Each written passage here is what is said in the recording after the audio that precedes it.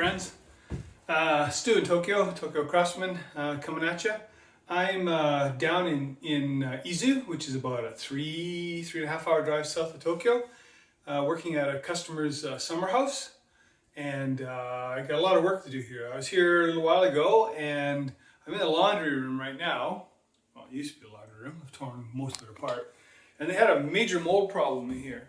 And this wall here, when I was going to paint the wall to cover up the mold, it was so wet, I couldn't stick tape to it. So I cut a hole in the wall, and the inside of this wall was literally dripping with water.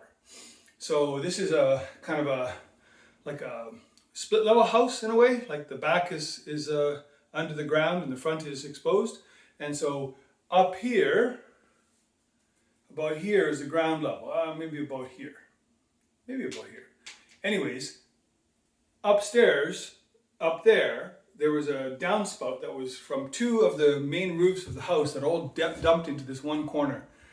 So what I did was I rebuilt the downspouts outside and have them directed now off to the ditch at the side of the property so the water isn't accumulating there. And I tore all this out, and it's been drying for 3 weeks? Yeah, about 3 weeks. I had fans going in here and I had the air conditioner set on the dehumidifying, and it's certainly dried out. I mean, it's dried to the touch now.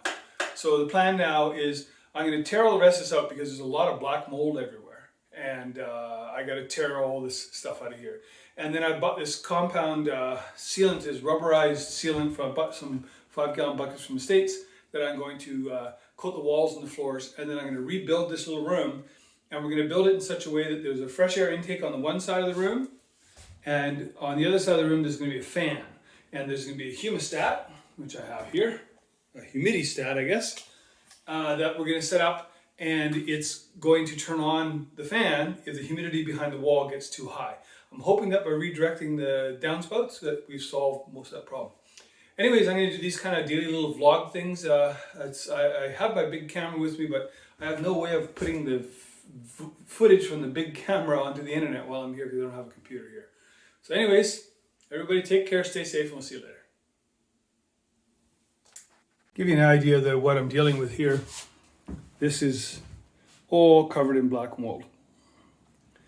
And in behind here, this is a little wall here in the corner. This is all getting torn out as well. And you can see the black mold on there. And it's pretty awful down in there as well.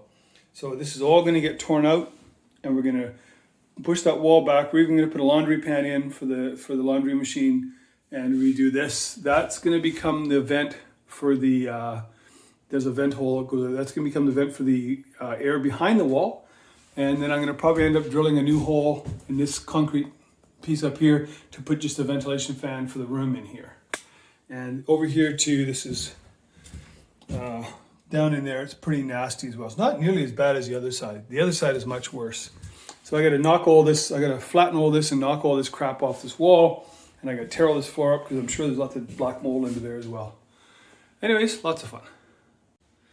Okay, I didn't get much work done today because I didn't get it till like 3 o'clock after driving and loading the truck and yada yada. Anyways, but I did get this wall torn apart and got a little bit left down there. So tomorrow I'm going to tear all the floor out and start cleaning up, and then I'm going to put start putting the rubberized sealer stuff on. That's it for today. Take care.